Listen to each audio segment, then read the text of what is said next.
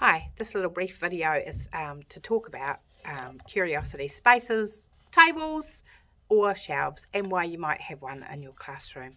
And I'm going to call them curiosity tables just so that I don't have to keep saying all those different names, but know that the space itself needs to be somewhere where children can contribute to it, that it's a high traffic area, so not kind of tucked away in a corner of your room, but somewhere where it's inviting and children will pass by it so that they can interact with the things that are on your curiosity table. A curiosity table is, in my opinion, a really important part of your classroom because it allows for a whole range of thinking that you might not be currently focused on in your threads of learning or your literacy or your mathematics or any of your other connections. And it allows for the children to bring their passions and interests along with the other adults who are involved in their life, so that they can see that although that might not be our focus of learning currently, it's okay to be interested in lots of things. And of course we want our learners to be interested in a lot of things and to be passionate about a lot of things. So your curiosity table really needs to be a place where students can contribute to wonder and to exploration and to have an idea that things can be open-ended and there doesn't need to be an answer and we don't all need to agree with the same thing. So it's truly about students having agency. To establish a curiosity table in your classroom, it often starts from you, the teacher. So there are some naturally occurring things or easy to kind of entry point things for you to have as curiosity table, and then to add some bits to make it richer. So you might start with something that your children are totally interested in as part of your threads of learning, and you might take it further to, instead of having a learning task, you might then leave some of the pieces that they've explored with and have them on your curiosity table for a few weeks. Or you might start with something totally different. You might decide that the focus for your curiosity table is going to be collections. So you invite your students and their families to bring their collections, whether it's collections of rocks or snail shells and cicada skins or silly socks, whatever their collection is, and to put it displayed in a way that values their collection and allows other people to view it and ask questions. So on my curiosity table, there is always a bit of a mix of some 3D things, so it might be a sculpture or it might be a real life thing, and then some magnifying glasses and some books or some keywords or some literacy type things that go with that particular focus.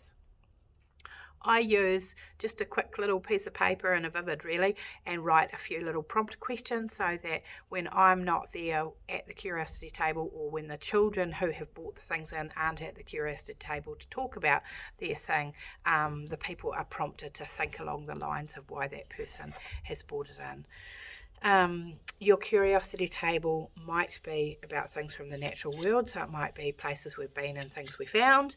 It might be an exercise in the largest of something we can find in the smallest, so it might be I'm going to bring the largest leaf and the smallest leaf, or the largest flower and the smallest flower, whatever it happens to be. It might be one particular part of something, so you might say our focus is legs, so I'm going to bring bug legs and bones for bird legs, and somebody's got a granddad or somebody who's a farmer and they're bringing a bone from a cow leg, etc. You might go totally not natural. You might go machines and gadgets and talk about deconstructing them and disassembling them and the different parts and how those parts work together. You might have just a different viewpoint of the same thing. So you might look at how a pumpkin or an apple or something like that is sliced in the usual way, and then you might look at all the different ways you can look at it, and so look at the different layers and the different pieces of it, and that might be the exploration within your curiosity table. You could have some student work as part of it, but generally I don't so much. I don't have it as a finished piece. But if there are things that come up that are little statements or little thoughts, then I would add that as we go. I think it's best if your curiosity table changes several times throughout the year, and sometimes that's really hard to bring it to a close because they're so passionate and it's got so big and over the top and wonderful. And so I think just be really honest with your children about that's great. We've done a really long bit of thinking about that. We've been really curious about that, and now we're going to still think about that, but actually on our table we're going to move to this new focus. And I think the more you can voice those things with your children and have their input and their ideas, the more your curiosity table becomes a really amazing part of your classroom. And so the other thing to do is just to save a little bit of time to talk about it. So if somebody brings something amazing in, then you have to create that time to talk about it. I can't wait 3 weeks until you've got it planned in. So save some space in your week for as your children get inspired and enthralled with things that they can actually do the talking about it in a very supportive way. So you might ask them some prompts or say some things that help them to actually be able to explain why they've bought that thing to share with you.